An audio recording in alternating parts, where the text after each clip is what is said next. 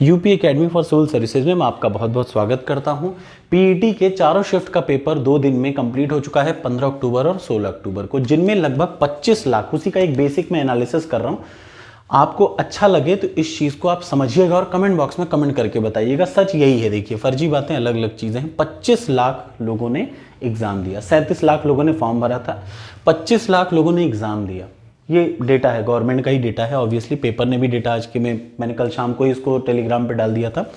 25 लाख लोगों में से 20 लाख लोग, याद रखिएगा 20 लाख लोग ऐसे हैं जो आपके कंपटीशन में नहीं है। बिल्कुल निश्चिंत रहिए, क्योंकि देखिए बहुत सारे लोग जॉब करते हैं। दूसरी चीज़, ये जो 20 लाख हैं वो ट्रायल मारने के लिए भी भरते हैं। हमेशा फाइट जो रहती है, याद रखिए, कभी भी दुनिया का कोई भी खतरनाक एग्जाम हो, सारी फाइट रहती है 2 से 3 लाख बच्चों में। सिर्फ इतने ही बच्चे एग्जाम को लेके सीरियस होते हैं, इस बात को याद रखिएगा। चाहे कितना भी बड़ा एग्जाम क्यों ना हो जाए, जिस दिन एग्जाम आता है उस दिन एग्जाम के लिए तैयार सिर्फ 2 से 3 लाख रहते हैं, बहुत ही जेन्युइन ऐसे एग्जाम्स में।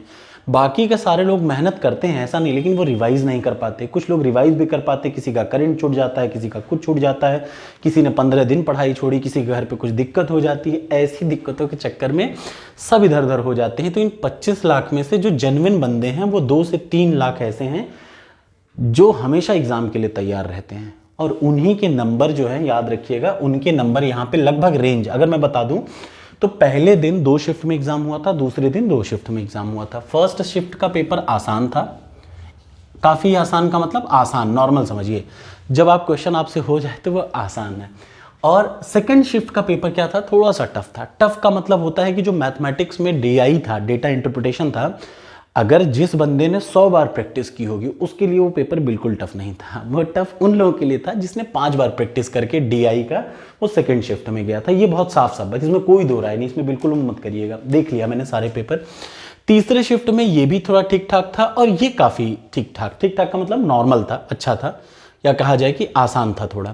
तो उसका मतलब सेकंड शिफ्ट में पेपर थोड़ा सा टफ आया। और टफ का मतलब मैं फिर बता दूं, जिसने DI की 100 बार प्रैक्टिस की होगी उसके लिए बिल्कुल नहीं टफ था, उसने 20 में से 20 किए होंगे। ठीक है, छोटी मोटी गलतियां सबसे होती हैं। अगर मैं अपना कहूं तो यार 100 में से 2 से 3, कभी कभी जल्दबाजी में बबल गलत भर जाता है, ये सबसे मिस्टेक होती है। ये बताता है कि हम इंसान हैं, भगवान नहीं है।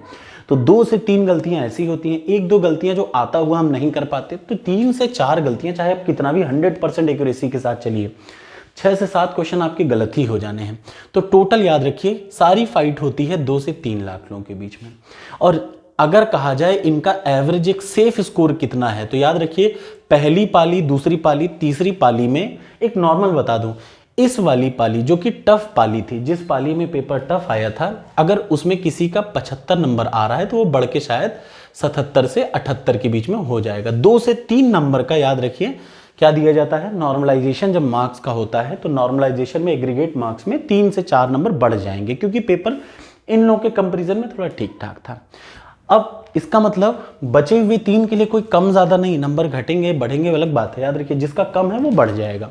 तो अगर बात करें टोटल एवरेज, तो अगर एक कैंडिडेट जो कि जनरल कैटेगरी का है उसका 70 से 80 नंबर के बीच में आ रहा है, याद रखिएगा 70 से 80 नंबर के बीच में, तो आप खराब मत मानिए, एकदम जेन्युइन है वो मार्क्स। इतने ही आने चाहिए, ना बहुत खराब ना बहुत अच्छा। पिछले साल की तुलना में थोड़ा सा पेपर टफ था, ये भी सच है। अगर आपके जनरल कैटेगरी में 70 से 80 मार्क्स आ रहे हैं तो आप अपने आप को निश्चिंत रहिएगा, आपने काफ़ी मेहनत की और आपने अच्छा परफॉर्म भी किया। ठीक है, ये लोग आएंगे इसी रेंज में। ठीक है, हाँ, जिनके इससे 70 से कम मार्क्स आए हैं वो उन वैकेंसी में शॉर्टलिस्ट होंगे। देखिए ये वो बच्चे हैं 70 से 80, जैसे 5000 वैकेंसी आएगी, 7000 वैकेंसी आई, 6000 कोई वैकेंसी आई, तो उन सब में ये सब शॉर्टलिस्ट होंगे।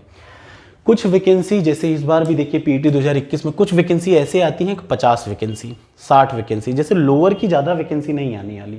लोअर की जैसे सप्लाई की हैं, ये सारी कम कम वैकेंसी आती हैं। तो उन सारी वैकेंसी में सीधे सीधे 15 गुना का मतलब याद रखिएगा 85 नंबर। आज भी है, कल भी था, परसों भी था, उसमें कोई दो राय चेंज नहीं होता। 85 का मतलब +-1 कर दीजिएगा, बस यही इतना होता है। जितनी लोअर की वैकेंसी आएंगी तो लोअर के एग्जाम की अगर आप तैयारी कर रहे हैं तो आपको अपने मार्क्स को बढ़ाना पड़ेगा, कम से कम कितना, 82-83 कम से कम हो, ठीक है। अगर 50 वैकेंसी है तो 85 कन्फर्म है, क्योंकि यार देखिए बच्चे बहुत मेहनत करते हैं। ऐसा नहीं है कि मैं सोचूं कि मुझसे बड़ा मेहनती नहीं, ऐसा नहीं है। मुझसे मेहनती भी इस दुनिया में हजारों लोग हैं। ये जो 2 लाख लोग हैं ये जेन्युइन हो सकता है इसमें से कुछ मुझसे भी ज़्यादा मेहनती हों, ठीक। तो इसका मतलब एक जनरल कैंडिडेट अगर 70 से 80 के बीच में मार्क्स ला रहा है तो हर वो वैकेंसी जिनमें 1000 में क्वांटिटी में आएगा, जैसे 2000 4000 वैकेंसी आएगी, शॉर्ट लिस्टिंग हो जाएगा, ठीक है। ये एक नॉर्मल रखिए। अगर कोई ऐसा एग्जाम जिसमें 50-60 वैकेंसी है तब नहीं गारंटी, तब तो 85 नंबर ही कट ऑफ जाएगा, लेकिन एक नॉर्मल वैकेंसी में दे विल बी एलिजिबल।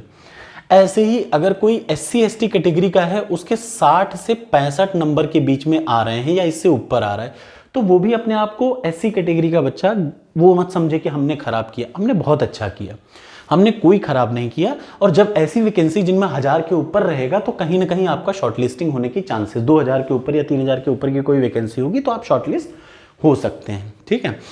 इसके अलावा अगर OBC कैटेगरी है तो उसको यही रेंज में मेहनत करना है। देखिए बहुत समय के साथ साथ एक चीज़ बहुत क्लियर हो गई है कि जब भी कोई एग्ज़ाम होता है नॉर्मल, तो उसमें जनरल और OBC की मेरिट बराबर जाती है। एक आध नंबर का आगे पीछे होगा तो ही होगा। ऐसे ही EWS की मेरिट भी इसी रेंज में रहेगी। तो EWS में कोई बहुत अलग मत समझिएगा, 1 नंबर का फर्क कर देंगे बस, और कुछ नहीं।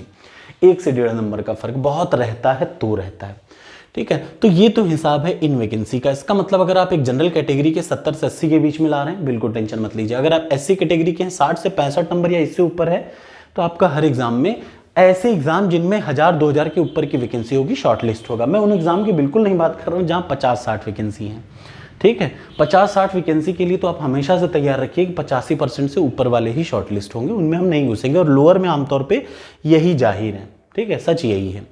दूसरी चीज़, जितनी फीमेल्स हैं अगर उनका इस रेंज में है, लगभग 69 से 75 के रेंज में, ये रेंज में अगर उनके मार्क्स आ रहे हैं तो टेंशन मत लीजिए, आपको भी चांस मिल सकता है एग्जाम्स में। फिर वही बात, वो एग्जाम जिनमें 3-4 हज़ार वैकेंसी हो, समझ रहे हैं। और अभी भी जब आप देखेंगे, थोड़ी एनालिसिस करेंगे, तो पेट 2021 के थ्रू भी, जैसे सिपाही की कोई भर्ती आएगी उसमें ये सब अलाउड रहेंगे, ये अलाउड रहेंगे। ये सिपाही भर्ती के लिए बता रहा हूँ मैं कि जब कोई सिपाही की भर्ती आती है तो उसमें ऐसे अलाउड रहेंगे, ठीक है।